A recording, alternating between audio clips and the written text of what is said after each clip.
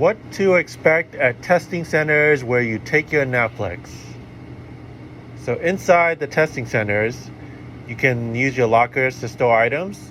And I suggest that you leave your phone in your car, or else you might get investigated for cheating if it rings even in your locker. So you will have to show two forms of identification, and the only acceptable forms of ID are passport, driver's license, temporary ID, or military ID.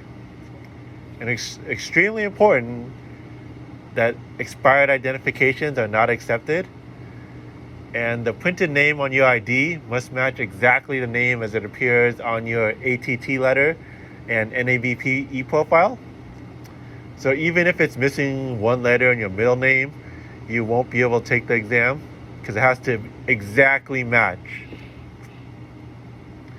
So you also have to digitally sign your name, and you'll have your picture taken of your face.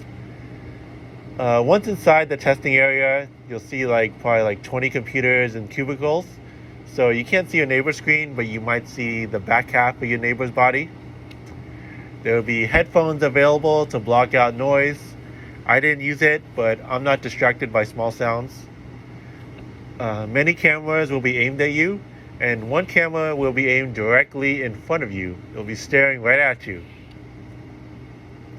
The computer will have full screen testing, so I suggest you take the pre-Naplex, which is a mock exam that you can take at home. And the pre-Naplex, it'll replicate the actual Naplex. Other people around you, they might be taking different tests, like the med school board exam or the dental exam. So as for the Naplex exam, it has 200 questions are graded. The other 25 don't count towards your final score. So this means that there might be a question containing no correct answer choices. The test makers, they just want to see what answer choice that most people will choose.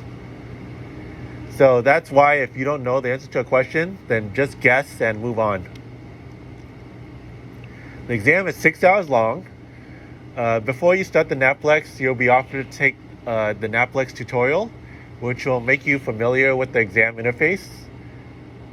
I recommend doing the tutorial because I did it. Skipping questions is not allowed. Once you confirm your answer and move on to the next question, you won't be allowed to go back to the previous question.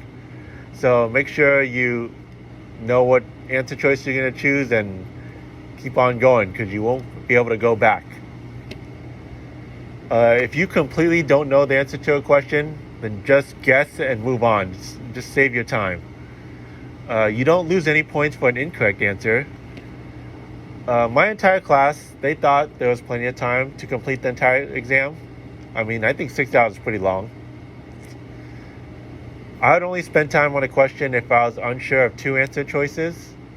But if you're unsure of 3 or more answer choices, then I recommend guessing and move on.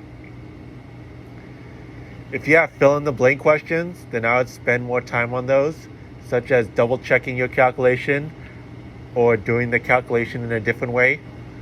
So these fill-in-the-blank calculations are probably worth more. It doesn't matter how many questions there are. It's just the weight of the questions is probably more than your multiple choice questions. So after a certain number of questions or amount of time, the computer screen pop up, ask if you want a break or if you want to skip the break. So there will be 2 optional 10-minute breaks. If you take a break, you just raise your hand when the break screen shows up.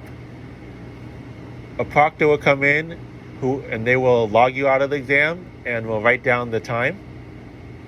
So depending on the testing center, most will allow restroom breaks. They might allow you to access personal items like your wallet and your keys that are in your locker. Eat a snack or drink, I mean. No phone use whatsoever or no other electronic devices. If they see you with any electronic device, they'll have you under investigation. Probably fail the exam eventually. And based on what I read online, this takes weeks for the investigation. So you'll be super nervous through the whole time.